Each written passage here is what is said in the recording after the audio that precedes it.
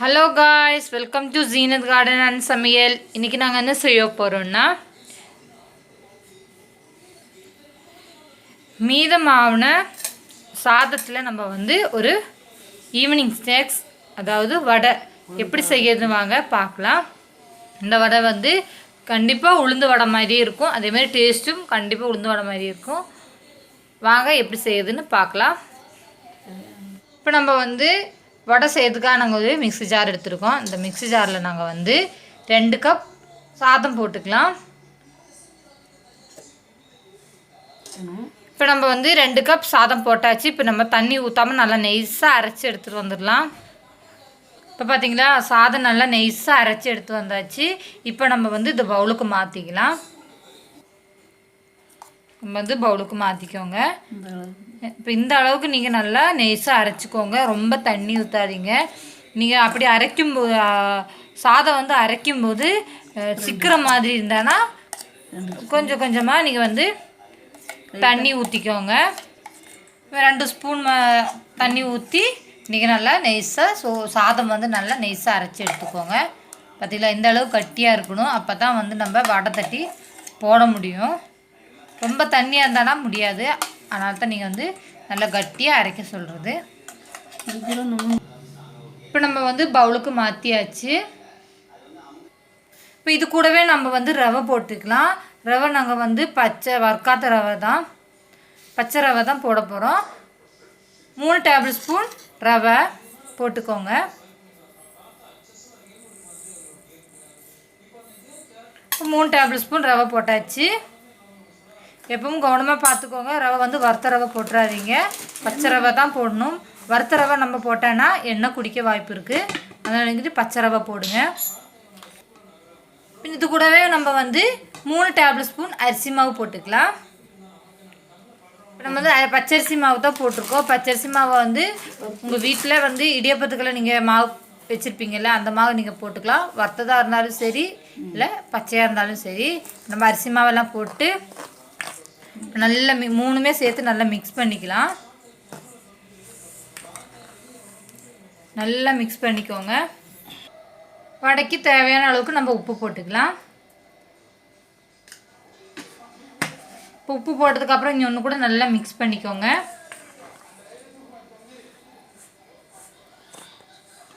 இப்போ நம்ம நல்லா மிக்ஸ் பண்ணியாச்சு. மிக்ஸ் பண்ணதுக்கப்புறம் நம்ம 10 நிமிஷம் அப்படியே வச்சிடலாம். அது நல்லா ஊறணும். இந்த ரவைலாம் போட்டிருக்கோம்ல, நல்லா ஊறி வரட்டும். அதுக்குள்ளே நம்ம என்ன பண்ணோன்னா, வடைக்கு தேவையான பச்சை மிளகா, வெங்காயம், இஞ்சி எல்லாம் நம்ம கட் பண்ணிக்கலாம். இப்போ நம்ம வெங்காயம், கொத்தமல்லி, பச்சை மிளகாய் எல்லாம் கட் பண்ணி வச்சாச்சு. வச்சு மாவு எவ்வளோ நல்லா ஊறுதோ அந்த அளவுக்கு மாவு நல்லா சாஃப்டாக இருக்கும் வடை. அதுக்காக தான் மாவு இன்னும் நல்லா ஊறட்டும். இப்போ நம்ம வடைக்கு சட்னி அரைச்சிக்கலாம். வாங்க சட்னி எப்படி அரைக்கிறதுன்னு பார்க்கலாம். நாங்கள் சட்னி என்ன சட்னி அரைக்க போகிறோம்னா, தேங்காய் சட்னி தான் அரைக்க போகிறோம். இப்போ நம்ம சட்னிக்கு என்னெல்லாம் போடுறோன்னா, சின்ன துண்டு இஞ்சி, 2 பச்சை மிளகா, 1 கப் தேங்காய். சட்னிக்கு தேவையான அளவுக்கு நம்ம உப்பு போட்டுக்கலாம். நீங்கள் இப்படி உப்பு போடலைன்னா கூட நீங்கள் சட்னியெல்லாம் அரைச்சிட்டு லாஸ்ட்டில் கூட உப்பு போட்டு நீங்கள் மிக்ஸ் பண்ணிக்கலாம். இப்போ நாங்கள் தேங்காய் கூட அரைக்கும் போதே உப்பு போட்டிருக்கோம். இப்போ தேங்காய் நல்லா நைஸாக அரைச்சி எடுத்துகிட்டு வந்துடலாம். இப்போ நம்ம தேங்காய் பற்றிக்கலாம் நல்லா நைஸாக அரைச்சி எடுத்துகிட்டு வந்தாச்சு. இப்போ இந்த தேங்காய் கூட நம்ம 4 பல்லு சாம்பார் வெங்காயம் போட்டாச்சு. போடும்போது உங்களுக்கு காமிக்கிறதுக்குள்ள நான் வீடியோ ஆன் பண்ணல, போட்டதுக்கப்புறம் தான் பார்த்தேன். இப்போ பார்த்திங்களா 4 சாம்பார் வெங்காயம் போட்டாச்சு.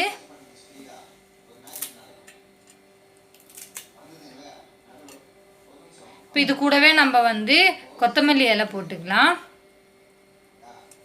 கொத்தமல்லி இலை இன்னும் கொஞ்சம் எக்ஸ்ட்ரா போட்டால் இன்னும் நல்லா டேஸ்ட்டாக இருக்கும், நல்லா வாசனையாக இருக்கும்.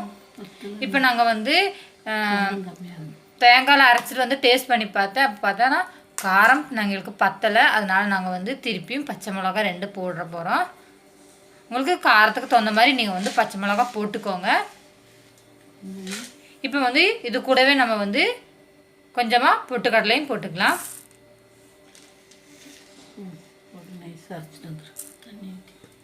நம்ம வந்து பொட்டுக்கடலை போட்டாச்சு. இப்போ நல்லா நெய்ஸாக அரைச்சி எடுத்துகிட்டு வந்துடலாம். நீங்கள் அரைக்கும்போது உங்களுக்கு தண்ணி பத்தாதுன்னா தண்ணி ஊற்றி நல்லா நெய்ஸாக அரைச்சிக்கோங்க. இப்போ பாருங்கள் நல்லா நெய்ஸாக அரைச்சி எடுத்து வந்தாச்சு. இப்போ நம்ம வந்து இது பவுலுக்கு மாற்றிக்கலாம்.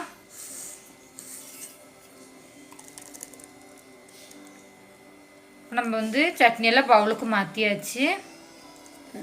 இப்போ நம்ம வந்து ஜாரில் அங்கே சைடில் ஊற்றிட்டு இருக்கோம் எல்லாம் வந்து தண்ணி ஊற்றி அலசி சட்னியிலே ஊற்றிடலாம்.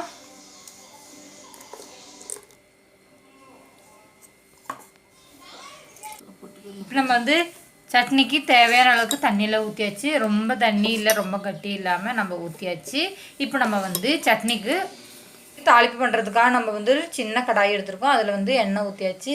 இப்போ வந்து எண்ணெய் நல்லா சூடாயிருச்சு. இப்போ நம்ம வந்து கடுகு போட்டுக்கலாம். கடுகு நல்லா வெடித்து வரட்டும். இப்போ வந்து கடுகு நல்லா வெடிச்சிச்சு. இப்போ நம்ம வந்து வெங்காயம் போட்டுக்கலாம். வெங்காயம் வந்து கொஞ்சமாக போதும். நம்ம வந்து காஞ்ச மிளகா போட்டுக்கலாம். அது கூட நம்ம கருவேப்பிலையும் போட்டுக்கலாம். இப்போ நல்லா கொஞ்சம் ப்ரௌன் நிறமாக வரட்டும். அடுப்பு ஆஃப் பண்ணியாச்சு. இப்போ நம்ம வந்து தாளிப்பு சட்னியில் ஊற்றிடலாம்.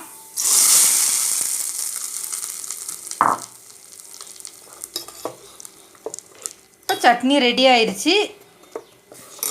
வந்து சட்னி நம்ம மூடி வச்சிடலாம்.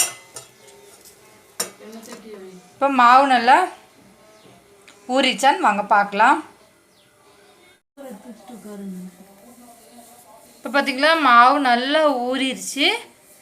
இப்போ நம்ம வந்து கட் பண்ணி வச்சுக்கிற பச்சை மிளகா, வெங்காயம், கொத்தமல்லி, கருவேப்பிலை, இஞ்சியெல்லாம் போட்டு நல்லா மாவு நல்லா பிசைஞ்சிக்கலாம். இப்போ நம்ம வந்து இந்த மாவு கூட வந்து 1 டீஸ்பூன் பிளாக் பெப்பர் போட்டிருக்கோம். இப்போ நிறைய இடத்துல வந்து எப்படின்னா முழுசாகவே போடுவாங்க. இந்த உளுந்து வடைக்கெல்லாம் பார்த்திங்களா பெப்பர் வந்து முழுசாக இருக்கும். இப்போ எங்கள் வீட்டில் பசங்க மிளகு வந்து எடுத்து தூர போட்டுறாங்க. அதனால் நாங்கள் வந்து பவுடர் பண்ணி போட்டிருக்கோம். இப்போ இது கூடவே நம்ம வந்து நல்ல பொடி பொடியாக வெட்டின இஞ்சி போட்டுக்கலாம். எவ்வளோ அளவுக்கு நீங்களுக்கு குட்டியாக கட் பண்ண முடியும் அந்த அளவுக்கு நீங்கள் வந்து குட்டியாக இஞ்சி கட் பண்ணிக்கோங்க. இப்போ நம்ம வந்து பச்சை மிளகா போட்டுக்கலாம். பச்சை மிளகாவும் அதே மாதிரி தான் நல்ல பொடியாக கட் பண்ணிக்கோங்க. 2 பச்சை மிளகா போட்டிருக்கோம் நாங்கள். இப்போ வந்து கொஞ்சமாக கருவேப்பிலை, கொத்தமல்லி இலை. இப்போ இது கூடவே நம்ம வந்து வெங்காயமும் போட்டுக்கலாம்.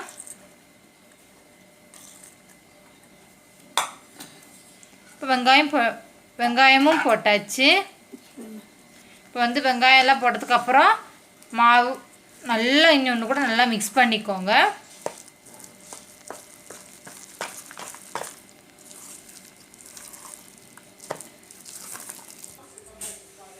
இப்போ பார்த்திங்கன்னா மாவில் நல்லா மிக்ஸ் பண்ணியாச்சு. இப்போ நம்ம வந்து எண்ணெய் காய வச்சுக்கலாம்.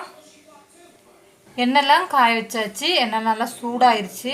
இப்போ நாங்கள் வந்து இப்போ தான் முறுக்கு சுட்டு அதே எண்ணெயில் தான் இப்போ நாங்கள் வந்து வடையும் சுட போகிறோம்.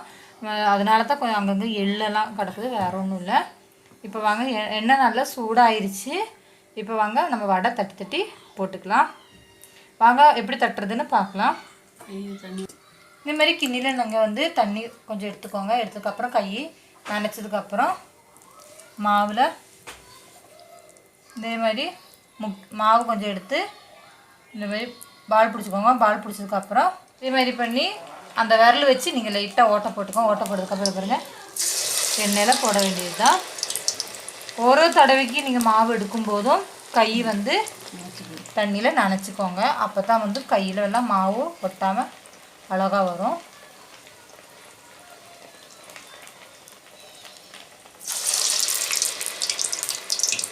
வந்து உளுந்து நல்லா வடை வந்து கொஞ்சம் நல்லா வெந்து வரட்டும். போட்ட உடனே நீங்கள் திருப்பிடாதீங்க. ஒரு கொஞ்ச நேரம் கழித்து அதுக்கப்புறம் நீங்கள் வந்து திருப்பி போட்டுக்கலாம். நம்ம தட்டி போட்டதுக்கப்புறம் கொஞ்ச நேரம் கழிச்சதுக்கப்புறம் நீங்கள் வந்து இதே மாதிரி திருப்பி போட்டுக்கோங்க. திருப்பி போட்டு நல்லா ப்ரௌன் நிறமாக வந்ததுக்கப்புறம் நல்லா வெந்துச்சுன்னு அர்த்தம். எண்ணெயோட சலசலப்பெல்லாம் நின்றும். அப்போ தான் இந்த வடை வந்து நல்லா வெந்துச்சுன்னு அர்த்தம். அப்போ நம்ம எடுத்துட வேண்டியது தான். இப்போ நான் வந்து வடை நல்லா வெந்து வரட்டும். அதே மாதிரி நம்ம வந்து ரவை ஆட் பண்ணியிருக்கோம். அதனால் வந்து டக்குன்னு ப்ரௌன் நிறமாக வந்துடும். அதனால் நீங்கள் வந்து எடுத்துடாதீங்க. அதனால் அடுப்பை வந்து எப்பவும் லோ ஃப்ளேமில் வைங்க. வச்சு தான் இந்த மாதிரி வடையெல்லாம் நீங்கள் செய்யணும். அப்போ தான் இல்லைன்னா கரிஞ்சிரும். அப்போ ஒதுக்குமே நம்ம ஆகாது. அதனால் லோ ஃப்ளேமில் வச்சு இந்த வடையெல்லாம் சுட்டு எடுத்துக்கோங்க. இப்போ பார்த்திங்களா நம்ம ஃபஸ்ட்டு போட்ட இந்த 2 வடை நல்லா வெந்து வந்துடுச்சு. பார்த்திங்களா ப்ரௌன் நிறமாக வந்துச்சு. இப்போ இது 2 நம்ம எடுத்துடலாம். மீதியும் நல்லா வெந்து வரட்டும்.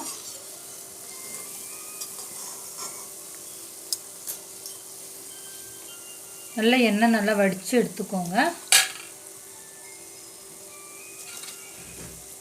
இப்போ நம்ம வந்து தட்டுக்கு மாற்றிக்கலாம். தட்டுக்கு மாற்றியாச்சு. இதே மாதிரி மீதி இருக்கிற மாவில் நம்ம வடை சுட்டு எடுத்துடலாம்.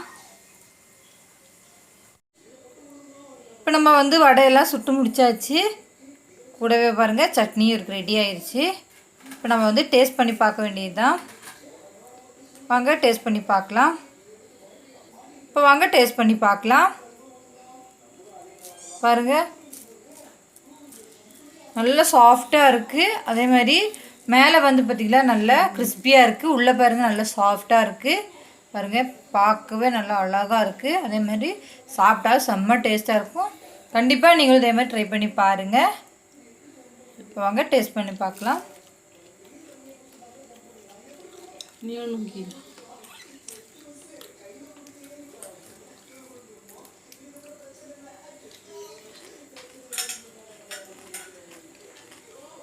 சூப்பராக இருக்கு காய்ஸ். கண்டிப்பாக நீங்களும் இதே மாதிரி ட்ரை பண்ணி பாருங்கள். எங்கள் வீட்டில் உளுந்து இது எதுவுமே இல்லை, பசங்க வந்து ஸ்கூல்ட்டு வரதுக்குள்ளே எதாவது செய்யணுமே அப்படின்னு நீங்கள் நினச்சேன்னா நீங்கள் வந்து மத்தியானம் எப்படியும் சாதம் செஞ்சுருப்பீங்க. அது மீதி சாதம் இருந்தான்னா நீங்கள் கண்டிப்பாக நீங்கள் சாதம் வச்சு இதே மாதிரி நீங்கள் பசங்களுக்கு அழகான ஒரு ஈவினிங் ஸ்நாக்ஸ் வடை செஞ்சு கொடுக்கலாம். பசங்களுக்கு கண்டிப்பாக பிடிக்கும். ரொம்பலாம் எண்ணெய் குடிக்கிறது ஒன்றுமே இல்லை, நல்லா சாஃப்டாக இருக்குது. நீங்கள் வீட்டில் பெரியவங்க யாராவது இருந்தால் அவங்களுக்கு எல்லாருக்குமே இது ரொம்ப பிடிக்கும். நீங்கள் அதே மாதிரி கெஸ்ட் எதாவது வந்தால் கூட நீங்கள் இதே மாதிரி செஞ்சு கொடுத்துக்கலாம். இந்த வீடியோ பிடிச்சிருந்தா மறக்காமல் லைக் அண்ட் சப்ஸ்கிரைப் பண்ணுங்கள், ஷேர் பண்ணுங்கள், உங்கள் ஃப்ரெண்ட்ஸ் அண்ட் ஃபேமிலிக்கு ஷேர் பண்ணுங்கள். எங்கள் வீடியோ ஃபஸ்ட் டைம் பார்க்குறவங்களா இருந்தானா சப்ஸ்கிரைப் பண்ணுங்கள். கீழே இருக்கிற பெல்லை அப்படியே கிளிக் பண்ணிக்கோங்க. பாய் காய்ஸ், அடுத்த வீடியோவில் பார்க்கலாம். எங்கள் சேனலை அப்படியே ஃபாலோ பண்ண மறந்துடாதீங்க.